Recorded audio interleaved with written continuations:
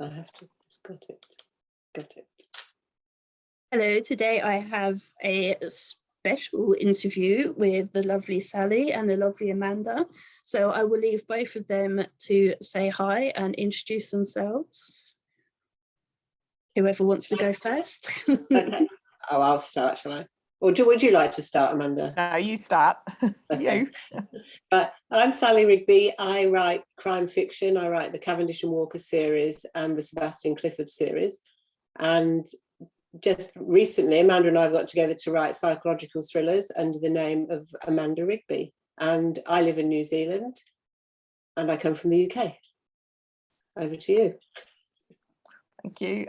Morning from New Zealand. My name's Amanda Ashby. I have written many different genres. I've done romance, young adult and middle grade books, but this is the first time I've sort of moved into psychological thrillers, and so much fun. So when Sally suggested it, I was really excited to do it. And yes, I think there'll be more in the future. And I'm from Australia, but have lived in England for many years before moving to New Zealand. And your book, do you want to tell us what it's called and a little bit about what it's about? And it was out this week, wasn't it? Was it yesterday? I'll hold up the picture, and then Amanda, because I've got a picture of the cover because we don't actually have a paperback yet, and Amanda can tell you all about it. Okay, so here's our beautiful book. The book we wrote was called Remember Me, and it's about a guy who has a seemingly perfect life until he gets a social media message from his ex-fiancée to say that she's coming back to town. But she couldn't be coming back to town because she's dead, and he should know because he killed her. So we sort of really started the book at that premise of how can she be here when she's dead, and his life unravels as she reappears back into his world. Awesome. So how did this come about then? How did you, Sally, how did you approach Amanda and say, I think we should write a psychological thriller together? Okay, we've been friends for probably nearly 20 years and critique partners.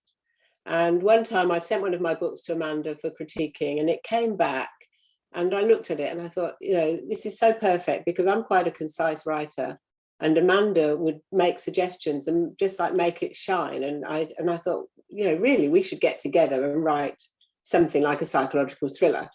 And it was sort of a bit tongue-in-cheek, really. I emailed Amanda and said, I've got an idea. Why don't we write a book together? Blah, blah, blah. And then I couldn't believe it because I got an email sent back fairly quickly saying, yeah, that's a great idea. So it sort of took me by surprise. And that's how it was born. And then we got together and started planning it. And yeah. Oh, would you like to know how it became published, actually? What happened is quite an interesting, interesting story. Because we'd both been traditionally published before, and we've both done a bit of indie publishing, and we decided we'd see if we could get this one traditionally published. And I'd made a list of 3 publishers to approach, one of them being Boldwood Books. But then when I looked on their site, they were closed to submissions. But then I saw that they were running a competition for a psychological thriller. So I said to Amanda, Boldwood Books are running a competition, let's enter it. So not really we hadn't even got the full book by that time, but we'd got sort of 3 really strong first chapters, which is all they wanted. And then so we entered it, and then didn't hear anything obviously until the closing date. Then they got in touch and they wanted the whole book. So that was a bit of a mad panic because all we'd got was a very basic first draft that I'd sent to Amanda that wasn't even 30,000 words. So Amanda then had to take that and run with it. And it wasn't, we didn't think it was that good because it was so quick that we then had to put it together. So we handed it in, and then we won the contest. So we got a 2-book deal, of which the second book is in revisions at the moment. So it was all very exciting. Congratulations, that's amazing. Thank you. A lot of people, when I ask them if they'd like to write with someone else, say that they don't want to because they're control freaks. So I'm guessing that wasn't an issue for either of you. I'll leave you to answer that one. I think because we have not only have we been like sort of writing supports and read each other's work for so many years beforehand, we've written and presented many workshops together. So we really already knew how we work together, and we both have such different strengths. And so we just sort of really played to them. And I think because we both love each work, like we're really fans of each other's work as well. So we've always sort of, whenever we've done stuff, it's actually to make sure that both of us are writing the best books we can. And so I think for coming together on this book, again, we sort of had each other's best interests at heart. And yeah, and we the only thing that we ever come to fisticuffs over is musicals. So anything book related is fine. Just don't get us started on musicals. Right. I don't know about you, but Matt, do you like musicals, Donna? This is it depends. question. Yeah, some. Amanda hates them. I do. I did persuade her once to go and see Mamma Mia at the movies when that came out. And you liked it the first time, and then you pretended you didn't when you. No, I did. The first one was quite funny, but then I watched it again. I was just like, oh my God, what's this? But I like singing, I like dancing, and I like movies. I just don't like them all combined together. Madness. So don't start us down this path. No, Yeah. I was going to say one of my favourite films is The Greatest Showman. So yeah, I'm probably more fantastic. in Yeah. I could probably give you that word for word. I've watched it that many times. But yeah, anyway. It looks like Donna's on my side then, Amanda. I feel so. Sorry about that. I'm sure there's something That's else all right. that we would both agree with that Sally won't like. So we'll just find it out later on. So Amanda, how was the step from writing romance and YA to writing psychological thrillers? Was it difficult? No, not at all. I actually, in my non-fiction reading life, I love sort of neuroscience and how the brain works and what makes people act the way they do. So actually, I always sort of in romances, I wanted to explore the deeper reasons, of the scars that people have, and then it gets transformed via love. So I guess in psychological thrillers, doing exactly the same thing, just without necessarily the transformation with love. Yeah, but I really loved going down into those dark shadows. It is an interest of mine. So yeah, I think that it was like this whole new world had opened up. It's like, wow, I'm really allowed to go there. So no, great. I like hooked.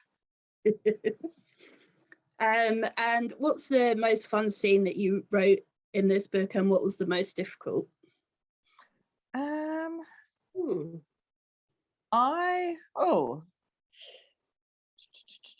Sorry, just pausing to think. Because we don't want to give anything away. I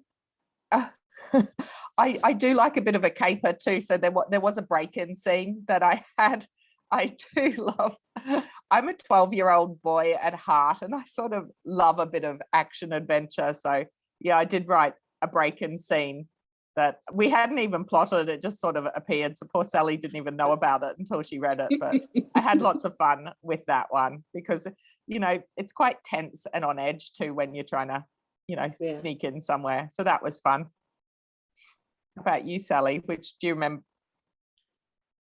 Now you're putting me on the spot. I think actually the plotting of it is the funniest bit because we have such a laugh putting it together and coming up with some just things that maybe don't even end up in the book, but with because we play off one another. So you come up with an idea and then the other person will build on it and then the other person builds on it until it just, so that was a lot of fun, but I can't think, I think my favorite one that you wrote, because you did the first draft, was actually the first chapter you wrote. Like it sort of changed and I embellished it, but the essence of the book was in that first chapter. And I really loved that first one you wrote. Without giving anything away. Sally's nodding because she can't remember what it was. I have this really bad memory. I never remember the names of my characters or anything. Or even the title of a book. Was it you? Oh yeah, Amanda the other day said to me, I'm just starting Speak No Evil. And I said, oh yeah, that's Jason's book, isn't it? And it wasn't, it was mine.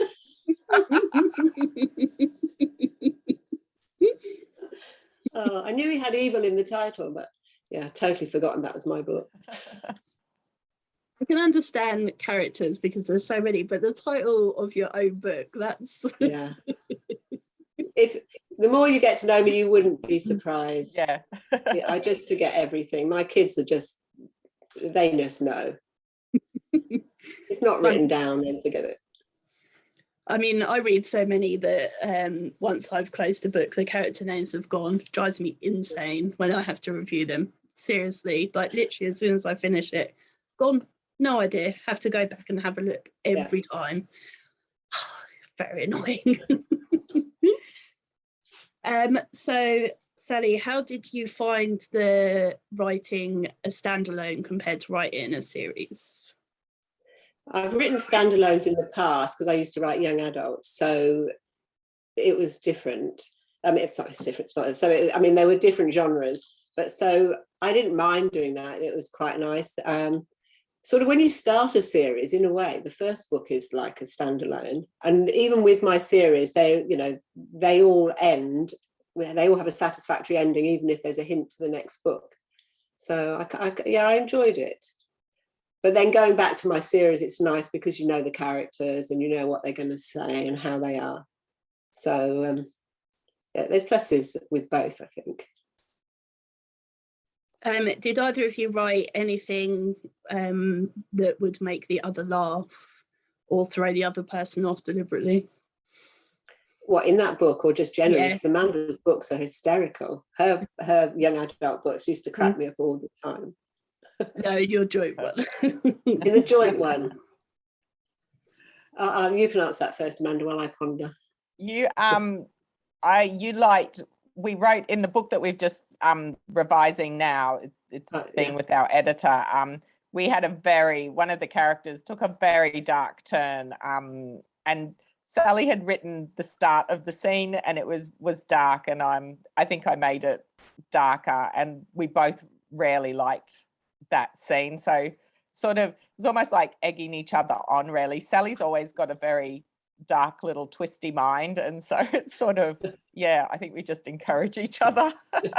You know the scene I'm talking about where she goes to the club? Yes, I do. Yes. Yeah, you tried to sneak a little bit of lovey-dovey stuff in there. I think it was the opposite of lovey-dovey stuff. Well, no, not lovey, you know what I mean. Yeah. I never write anything like, I never write any sex scenes, I never write anything romance scenes, I hate them. But Amanda sometimes tries to sneak a little bit in. Would that be fair? Bit, just a peek. Yeah. Yes, just a peek. And it does make the book better. Yeah, I know people do fall in love, don't they? Apparently, in real life. So they say. How did you decide on character names? Oh, that's an easy. I mean, we can both answer this. Amanda and I love the exact same character names, always. So if we're ever stuck on character names, we'll email each other, oh, I need a name for so-and-so. And the other person will just come back with, say, 2 or 3. And you know that all of them will be fine. So we didn't have any issue with those, did we? No, not at all. I can't even remember who decided what, but we just... Because we always like the same ones. So I think we just like put them in. Well, when we were planning, we would come up with names. The only thing we might change, which I did do in this one that we're revising, is a spelling of a particular name, but that's like nothing. So character names we were fine with. If you were to take any of your characters out for a meal, which one would you choose and what would you ask them? Ooh, that's a good question. In this particular book, do you mean? In Remember Me? Oh, because it's out now, so people send it. I'd probably take out Jenna. Would you? Calls. Yeah, I would. Then I'd say, run. No. Run a mile.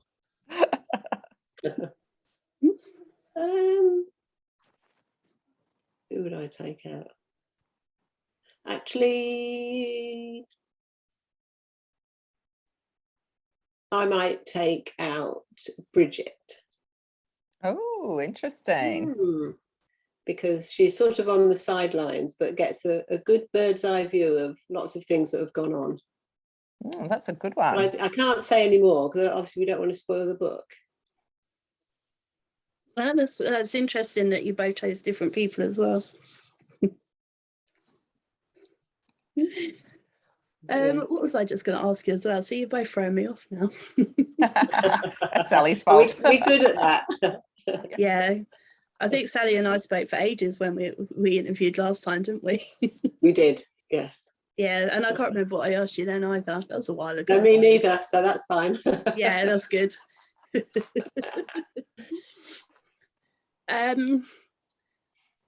Really can't remember what I was going to ask. It's gone completely.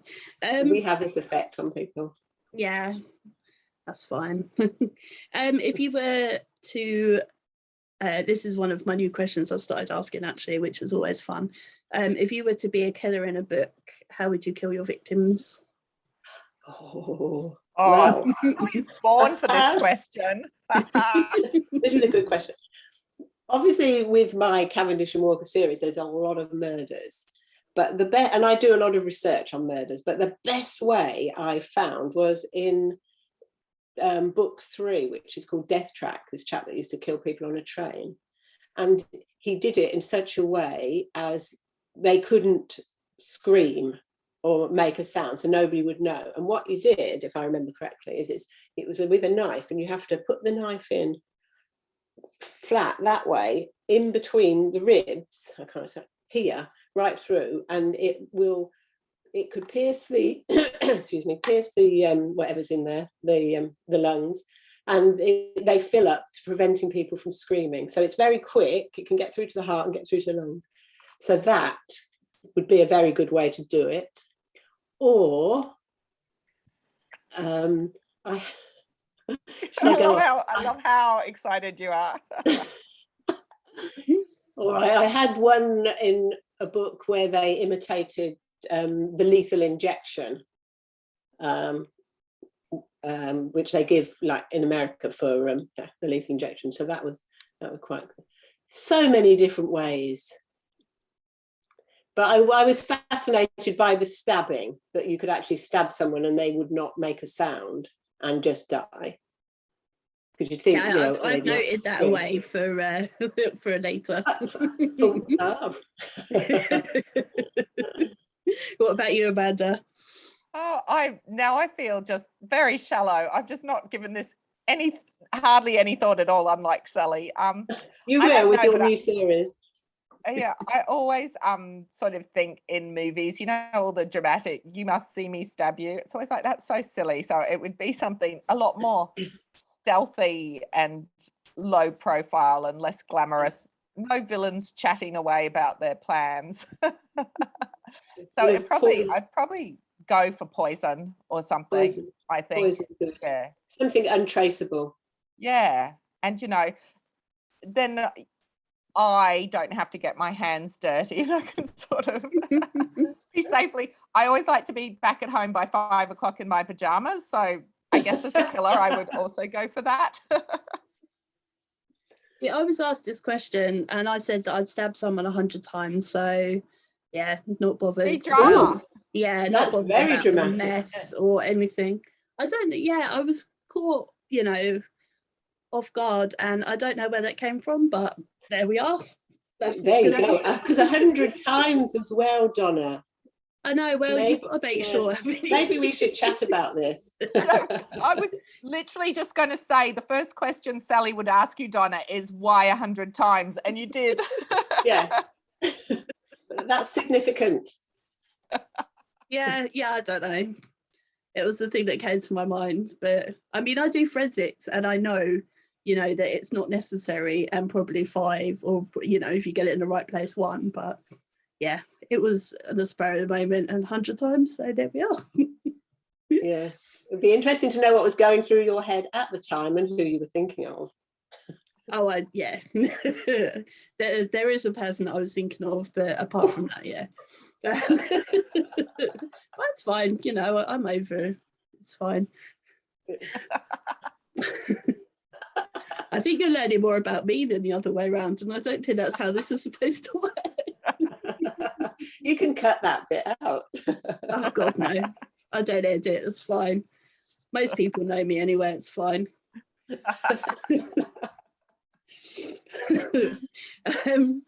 If you were to be fictionally killed, who would you want to solve your murder? Ooh, I actually love the Harry Dresden books by Jim Butcher. So I'm thinking that I'll go down in a paranormal way, like some demon will be involved. So yeah, I would like Harry Dresden to solve my murder. Oh, I think I'm a bit more traditional. I'd probably like Frost or someone like him to solve mine. When you were editing your book, what were your most overused words or phrases, and were they different? Oh, Sally, you did the final edit on our one. Do you remember? We do have different. I think we both use so too much. We both use just like it's going out of fashion. One of Amanda's is and, to start a sentence with and. Which I'm now learning not to. Pardon? And what's your point? As for me, which I now change to because when I can. I think each book, generally, you find different crutch words. So, go on. I have a list of about 30 that I usually go through at the end of a book, but I forgot to do it in this book, which is why Sally saw the very rough version. One of what I used to write since a lot. That's one that I've really had to work to. Usually everything ends up in the first draft, and I take a day with my hit list to just go and catch them. But new ones appear all the time. It's really annoying. And then you look handy and you look at the sidebar. I give myself, if I've got a list of words, I'll allow myself to keep so many of them. Because you sometimes notice them yourself, even if it's not on your list when you're rereading. So then you add them to the list. And I might, if you've got like a 75,000 word book, depending on what the word is, obviously, ands and just maybe a bit more, you can, I might allow myself, say, 10, or it depends.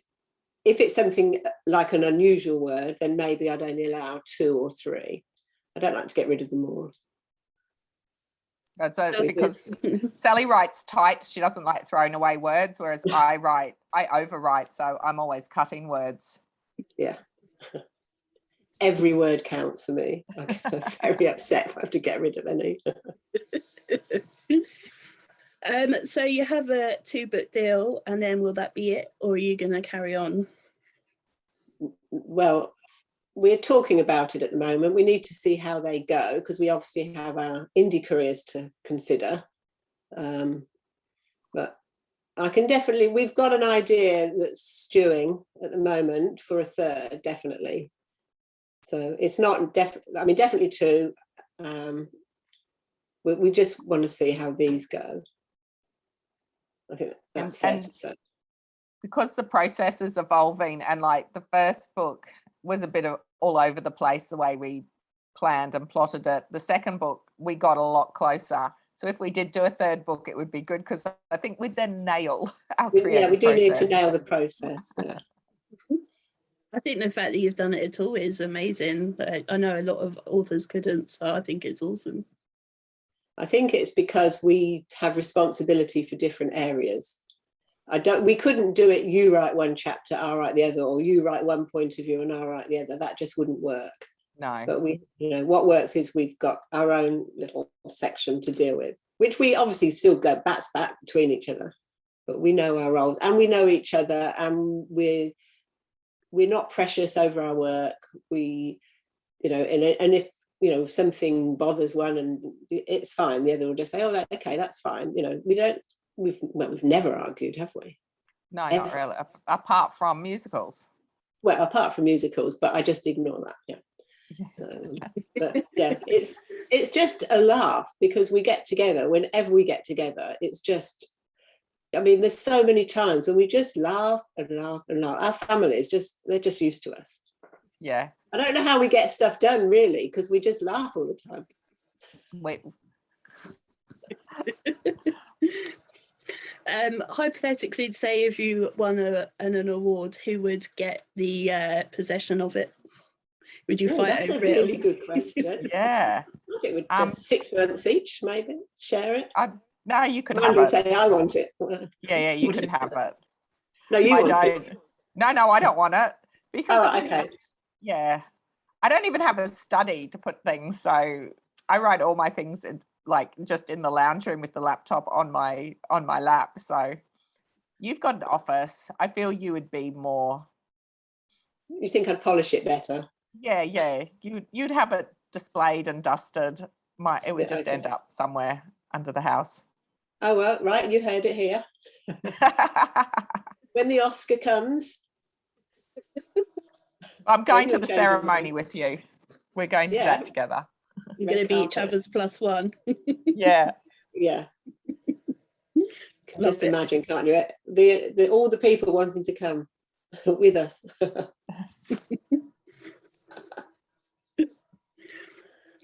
Where is your book set, actually? I didn't think to ask. Is it set in the UK, or if you set it in New Yeah. Zealand? You said it No, in no, the it's set in the UK, sort of Mm. Leicestershire, I suppose, Market Harbour-ish way, which is an area that I know. Cool. Yeah, that's not too far from me, actually. It's up the M1. But are you, no, where are you? I know you told me. Bedfordshire. Bedfordshire. Amanda, now that you've written one psychological thriller, or part written, are you tempted to write your own? I was toying with doing one, and then I'm also really being drawn to doing police procedurals too. So I think I'm going to try that first. My husband's from Liverpool, and so I lived in Liverpool for many years and love Liverpool so much, and just the history. As soon as I started thinking of setting crime scenes, just all these different like I just have already got so many places where bodies will be found. So I'm quite excited to go that way. But then if Sally and I possibly keep doing the psychological thrillers as well, just to scratch that itch. But yeah, I'm enjoying the dark side. Yeah, you can do both anyway. You've got enough time to Yeah. do the series, and then we'll throw in a psychological thriller every now and again. Is there anything that you won't write? We've got our third critique partner, who have been, all three of us have been together for like the last 20 years. The joke always is, as soon as she says she won't write something, it'll be the next book. Never do that. And boom, she does it. But no, not necessarily. The only thing I'd be too scared to write is like high fantasy or science fiction, but I love both those genres, and especially fantasy. It scares me because I don't have a great attention to detail, so that sort of puts me off doing it. But I'd never say never, because Karen has taught us that as soon as you say that, it's the kiss of death. You'll do it. My list is a bit longer than yours. I wouldn't write. I don't like. I have written young adult romance, which I don't like, so I wouldn't write steamy erotica, paranormal, fantasy. Really, the only things I would write, which I would like, obviously the crime, which I like, the crime and psychological thrillers, and women's fiction, contemporary, I suppose, or anything dark. But yeah, because I wouldn't know where to start with all world building and stuff like that, because I've never read. It's just not my reading of choice ever. Well, I can't think of any more questions for you both, unless there's anything you think that I haven't asked you about that you want to tell us. Amanda? No, I can't. What have you got, Sally? Let me No. ping pong that back to you. Well, what do you think, Amanda? Have we talked about our process? I think we did, didn't we? Yes. Yeah. No. I could talk about The Voice Australia, which I'm currently obsessed with.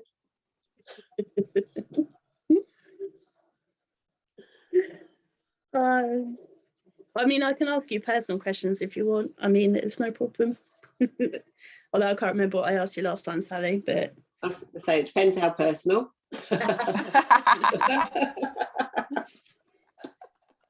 One of my new favourite questions is, if a genie was to give you 3 wishes, what would you choose as your 3 wishes?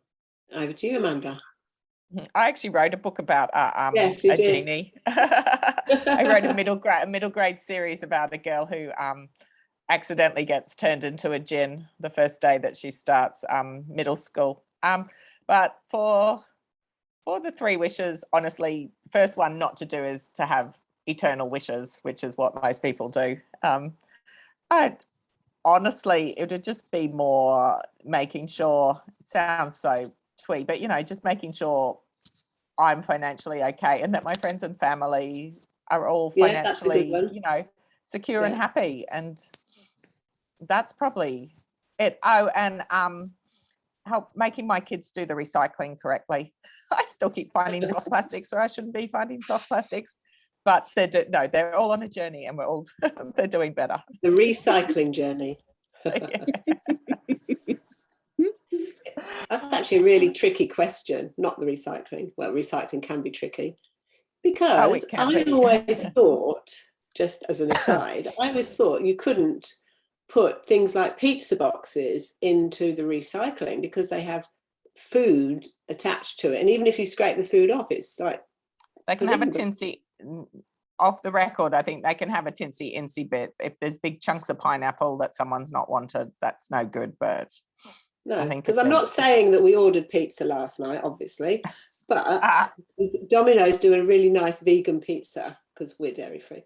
But it said on the box you can recycle the box. So we had this in-depth discussion on whether we should recycle the box. You can just give it, if you're worried too, just give it a little splash with water and just get the stuff off. But you can, pizza boxes with a tinsy incy bit, more of the oil staining, that's fine. Okay, now we know. Now you know. I'll be your green team. Okay, so back to my 3 wishes. Well, my 3 wishes would be to be able to spend financially, actually, to be able to spend half my year over in UK/Portugal, because Portugal's got the weather, half my year over here. That would be one. So I need lots of money, and I'd take your friends and family to be happy and obviously financially secure. What can we have for our 3rd wish? I think I might have that Amanda likes musicals. That's cruel. Amanda still has wishes left though, so she'll just turn it back. I will be countering that final wish. I can't believe you'd use a wish over musicals. That's hilarious. Well, this is how much I love them. Like my whole life I've been passionate about musicals. And this is how much I don't love them. Yeah, it's got to be worth it.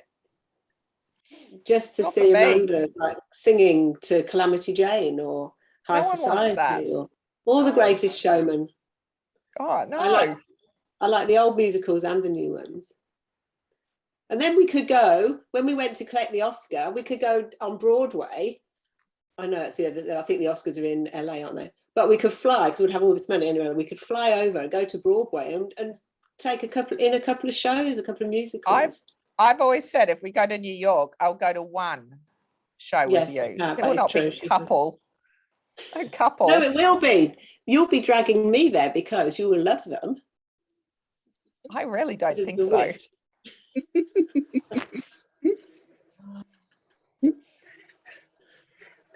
Amanda, as I haven't spoke to you before, who was your first celebrity crush? Before I knew anything about being an author, it's not even a celebrity really, but I remember when I was about 6 years old walking to school, and there was an American show called Lost in Space with the boy who played Will Robinson. I was probably 10, and I didn't even know what fan fiction was, but I managed in my mind to break Will Robinson's leg so that I could go and tend to him and make sure he was okay. So probably whoever played Will Robinson, and then I think, I don't know, I might have had some Bay City Rollers things going on, but I couldn't actually tell you even who was in the band. I was very young. But you wore the yeah, tartan. Yeah. But yeah, I'd say it was Will Robinson from Lost in Space. Ask her another.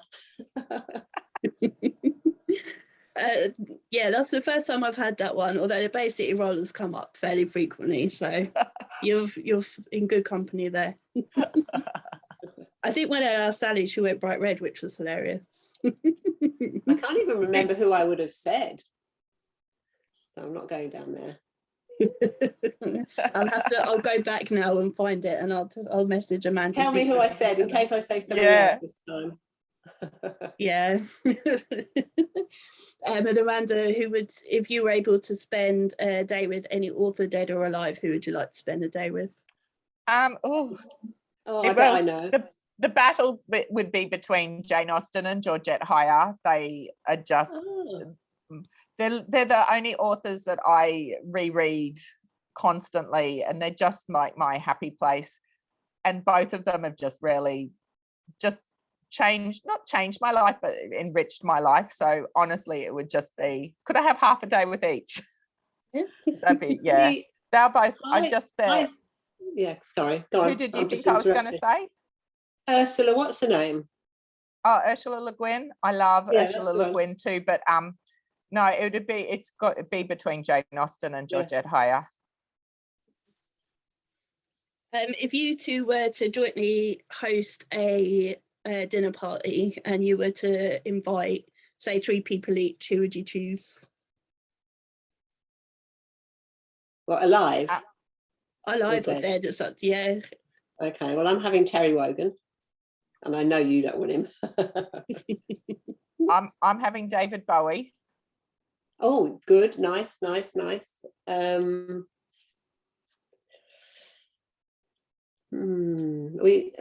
think. Go on, you carry on while I'm thinking.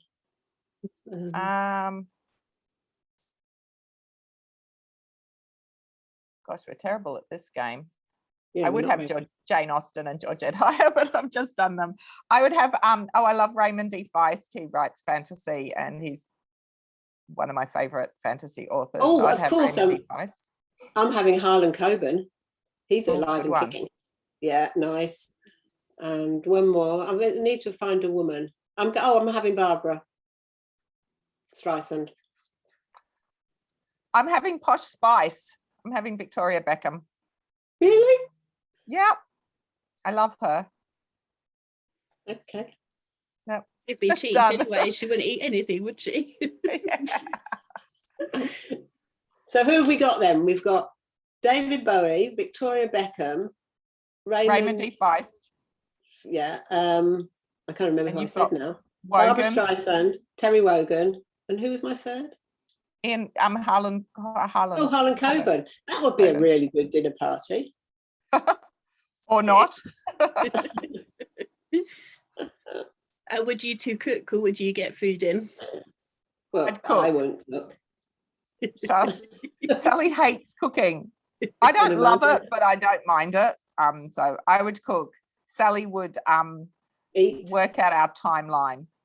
Yes, I'm very organised. Yeah, I do the timeline, and Amanda will just cook it. And I don't mind going out to buy the stuff. Yeah, we'd split it. Seems like a fair deal. And how do you both like to spend your time when you're not writing and doing whatever else it is that you do during the day? Well, I play croquet, which Amanda finds hilarious. They're not the youngest there. Sally keeps assuring me. There's younger people. The youngest. There are younger people than us. So I play croquet, which I do like because it gets us out, gets exercise. It's in a beautiful setting. We can see all the hills and everything. It's lovely. What do you do, Amanda?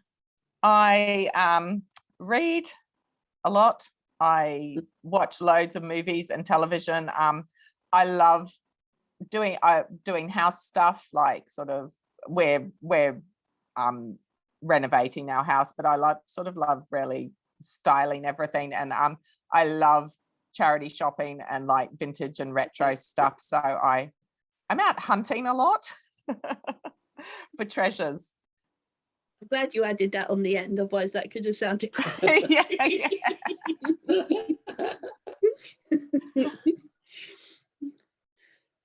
Well, I really can't think of anything else to ask you now, unless there's anything. Now you know everything about us. Yeah. Actually, we say we're very similar, but we're not. We're similar in ways that count, like personalities. That's it. We're similar, but really our interests. I mean, you won't get me anywhere near a charity shop. I can't, because I can't like touch everything, and I just, it's just not me. So we're very different, but we come together in like us. It's sense of humour. Actually, that's what it is. It's our sense of humour. Yes, we're very, very funny. Yeah, we're hysterical. We make each other laugh at the stupidest things. Well, you've made me laugh throughout this whole thing, so we feel we've failed if we haven't laughed. And we talk a lot as well when we're together. Oh, we gave a workshop in Wellington. Oh, that's a couple of years now, and we went on we did a life coaching course together, and we were in Wellington, weren't we, for 5 days. A week. We just did not stop talking, did we? And because you think when you're with someone all the time, you would have moments of quiet, but we never did. It was just like non-stop. Chat. So, and laugh. Our husbands always know when we're on the phone together too. They don't have to be told, they can just guess. Yeah. Do you live far away from each other? It's about 5 hours drive, so not too far. Like we try and catch fly. It's about 45 minutes flight if we fly. Yeah, so we try and usually catch up a couple times a year. We have Boxing Day. We've always had a Boxing Day celebration since probably that started in about 2005 or 2006. Yes. But it's not always on Boxing Day. We have early or late. We've had them in July. Yes. But we have all the like crackers and hats and presents. And we've had them in October. We have actually had them on Boxing Day. Yes. We like always to mix it up. And when we were because we both lived in Australia for a few years at the same time, it would be the Boxing Day barbecue. Actually, it still is the Boxing Day barbecue. It's always, it's called the Boxing Day barbecue. So we have the barbecue. And we always have to have, because Sally doesn't like cooking for the same things. So my kids who are, they're 19 and 21 now, but when they're little, they always knew what was coming up. And sometimes Sally would almost go to change something. I'm like, no. So my kids eat the same thing at the box, they sort of plan their eating. We'd have burgers, sausages, steak, 4-bean salad, green salad, kumara chips, and ordinary chips. No one wants a 4-bean salad, but we're not allowed to ditch it because it's been there for so long. No one wants a 4-bean salad. It just has to. And then to finish, we have a big platter full of fruit, fresh fruit. So we normally with us, but we've had 2 or 3 at yours, haven't we? Yeah, most. Yeah. That's really. Can you imagine everyone watching this interview? They're going to think this is really interesting. Who are these people? People want to know more about authors, so there you go. They can't be picky about what they learn, can they? Exactly. And someone might send you a tin of 4-bean salad, remember? Yay. And the musical, it'll just be the dream come to life. You'll open a parcel with a DVD of a musical. Tin of 4-bean. You could be inundated, because especially British people find this very amusing. I mean, I'm tempted to send you The Greatest Showman just to start you off, so. And I know Sally would give me your address as well. Oh, yeah. I think Sally made me watch it I had to watch that one at your house. I did, yes. Yes. That's correct. And you It loved didn't it. stick. No, it didn't. Or did we just threaten to watch it? No, We didn't watch because I have seen it, and it was okay. not. Well, it would have, Yeah. it would have been here with me because I have a copy, obviously. Yeah, it's a good film. Brilliant film. Yeah, No He's comment. so talented, Hugh Jackman. So talented. he is. Yeah, and hot, Yeah. which helps. Yeah. I mean, he's wearing too many clothes in that, but you know, can't have everything, can you? He's such a good dancer. Yeah, I know. I mean, I knew that what's his name, the young guy, I can never remember what his name is, was Zac good Efron. anyway. Yeah, that's him. But yeah, Hugh Jackman was a surprise and a good one. It's just reminded me, actually, I'm going to add another guest to our dinner party. I want Gene Kelly. Just saying. You can have another one if you want. No, I can't think. No, okay. Well, before we go off on completely random tangents, would you like to just hold up the cover of your book again and remind everyone where they can get it from? You'll have to do that because I'm holding the book. Oh, and you can't speak know where through it paper. It's available at all e-tailers, and it's on audiobook, and I think there is a paperback as well that I think is just available through like Amazon, and I think it's going into possibly, I'm not sure, The Works. There's a place called The Works, isn't there, in the UK? Yeah. Fabulous. Well, thank you very much, ladies. Awesome. Thank you. Thank you for a lovely interview.